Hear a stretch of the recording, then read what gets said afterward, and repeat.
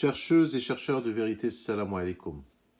Hier dans le live, une personne ne comprenait toujours pas, il n'arrivait pas à comprendre. C'est pour ça que moi je dis que l'héritage sunnite, il est ancré dans vos esprits. Et si tu veux être monothéiste et ne pas être un associateur, tu dois laver ton esprit de tous les hadiths, de tout l'héritage sunnite. Par exemple, Allah dit dans le Coran, il dit Inna Qur'an Karim, c'est-à-dire ce Coran. Inna Qur'an Karim fi kitab maknoun la yamassuhu illa al-mutahharun. Ceci est un Coran noble dans un livre bien gardé. Seuls les purifiés, c'est-à-dire les purifiés de hadith, ne pourront l'atteindre. Le messa, ça ne veut pas dire toucher. Messa, ça veut dire atteindre. Tu ne peux pas le comprendre si tu n'es pas purifié de hadith. Par exemple, hier, il y a eu une personne qui était dans le live. Bon, il veut comprendre des choses. Et il n'a toujours pas compris que quand je dis « tu ne verras jamais Dieu », c'est « tu ne verras jamais Dieu ». C'est dans le Coran. On va prendre par exemple Surat. Il y a deux versets. Le verset le plus célèbre où les sunnites prennent comme référence et comme preuve que tu vas voir Dieu. C'est dans cette sourate. Sourate la résurrection. Al-Qiyamah. Sourate Al-Qiyamah. C'est là où Allah t'explique ce qui va se passer avant Qiyamah. Et ils prennent ce verset-là comme référence, alors qu'ils l'ont eux-mêmes mal compris et mal traduit. À savoir qu'il y a un imam qui s'appelle Adnan Ibrahim, les arabophones doivent le connaître. C'est l'équivalent de Tariq Ramadan dans le monde arabophone. D'accord ? Il est très respecté, très connu. C'est un mec qui maîtrise. Alors, lui, c'est un Palestinien qui vit en. C'est un sunnite, ça. C'est un Palestinien qui vit en Italie, je crois. Et il maîtrise la langue arabe mieux que personne. C'est un expert en langue arabe. Et lui, il est arrivé à la conclusion que Nadira, ila rabbiha nadira, ça ne veut pas dire en regardant son Seigneur. Ça veut dire autre chose. C'est lui-même qui est sunnite qui a dit que ce verset-là ne veut pas dire que tu regardes ton Seigneur. Alors le verset en question, c'est verset 21 dans Surat Al-Qiyamah. Et vous délaissez l'au-delà. Ce jour-là, il y aura des visages resplendissants. Donc nadira, ça veut dire resplendissant, c'est-à-dire des visages éclairés, réjouissantes, resplendissantes, d'accord? Nadira. Alors, il faut comprendre que dad, il n'a pas le bâton dans le dad, d'accord? Parce qu'il y a une lettre qui se ressemble. Avec le bâton, on dit dha, et sans le bâton, on dit dha. Ça se ressemble. Donc, nadira. Wujuhun yawma idin nadira ila rabbiha nadira. Wujuhun yawma idin. Parce que l'explication elle est dans l'inverse. 2 plus 2 est égal 4. 4 est égal 2 moins 2. D'accord? C'est pareil là. Wujuhun yawma idin nadira ila rabbiha nadira. Wujuhun yawma idin basira tadunnu an yuf'ala biha faqira. Donc, le premier, c'est wujuhun, des visages. Ce jour-là, il y aura des visages resplendissants. Alors là, ils ont traduit qui regarderont leur Seigneur. Alors, c'est pas ça. C'est ce jour-là, il y aura des visages resplendissants, attendant la récompense de leur Seigneur. C'est-à-dire, ils regardent avec hâte. Ils regardent leur Seigneur avec hâte. Ça veut dire ça, regarder avec hâte. Mais ça ne veut pas dire regarder le Seigneur en personne. D'accord ?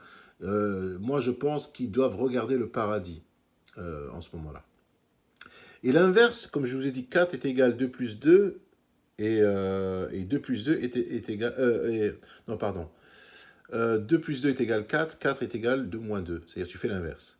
Et le verset 24, et il y aura ce jour-là des visages assombris. Donc c'est le contraire de resplendissant.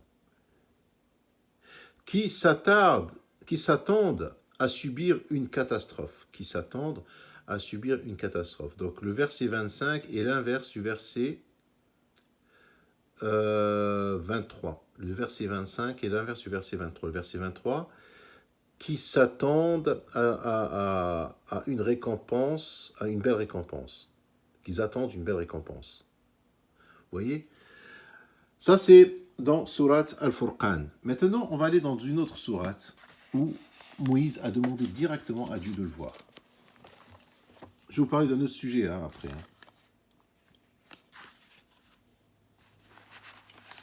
Alors là, c'est en sourate. Voilà. C'est ici. Et lorsque Moïse vint à notre rendez-vous, donc les miqatina, oui, miqat ça veut dire rendez-vous. Alors, inna salat kanat ala al-mu'minina kitaban miqata. C'est kitaban mawquta, ça veut dire autre chose, mawqut. Et lorsqu'il vint à notre rendez-vous, et que son Seigneur lui eut parlé, alors le Seigneur il a parlé c'est le seul prophète à qui le Seigneur lui a parlé. Il dit, ô mon Seigneur, montre-toi à moi, pour que je te regarde, pour que je te vois. Vous voyez, Andur ilayk, Andur ilayk, qala lan tarani. Alors le mot lan tarani, lan. Alors, tu ne me verras point. Là, ils ont dit tu me verras pas. Parce que vous voyez pourquoi ils se traduisent, parce que dans la culture sunnite, la récompense suprême au-delà du paradis, c'est de voir son Seigneur. Alors, ils ne pourront pas traduire tu me verras point. Ils peuvent pas, parce que ça va à l'encontre de le hadith.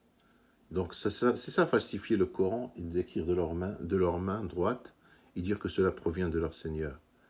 Len, ça ne veut pas dire lem.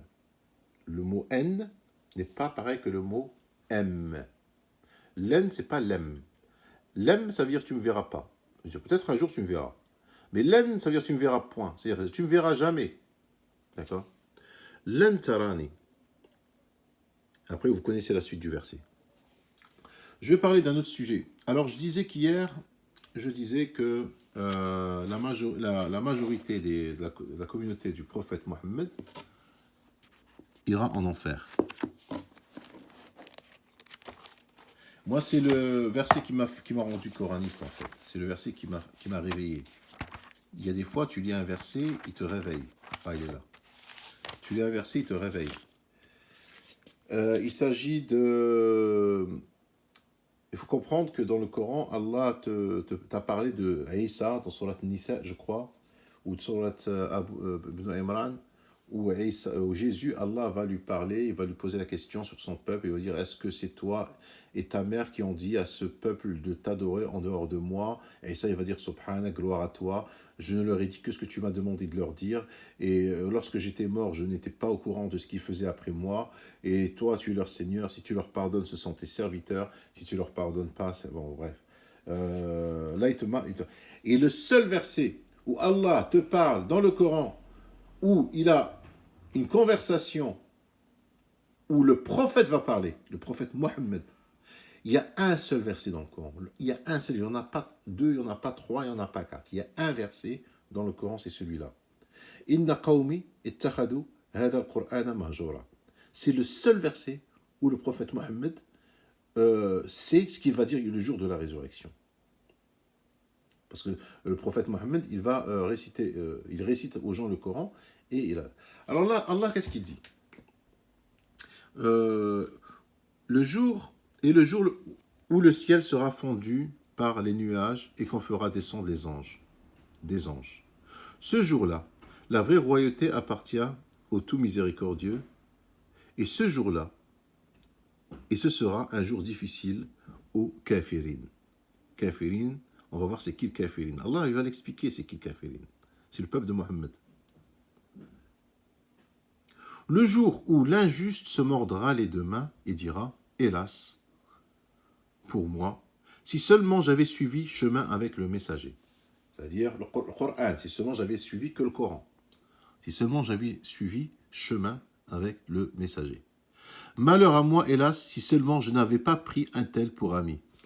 Si je n'avais pas pris Abu Huraira, le père du chat, comme ami. Il m'a en effet égaré loin du rappel, c'est-à-dire le Coran, après qu'il me soit parvenu. C'est ça le kafir. Le kafir, c'est quand le Coran lui parvient et il s'égare loin, et il suit autre chose. Et le diable dessert l'homme après l'avoir tenté. Tiens, je vais faire une vidéo là-dessus plus tard pour vous montrer que le diable, il ne fait rien c'est l'homme, en fait, le pire ennemi de lui-même.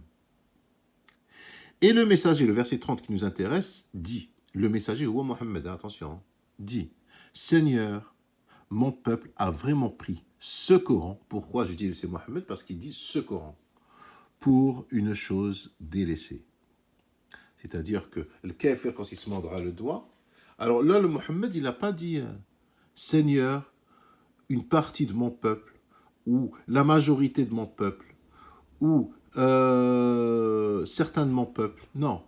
Il a dit Qawmi, c'est-à-dire tout mon peuple.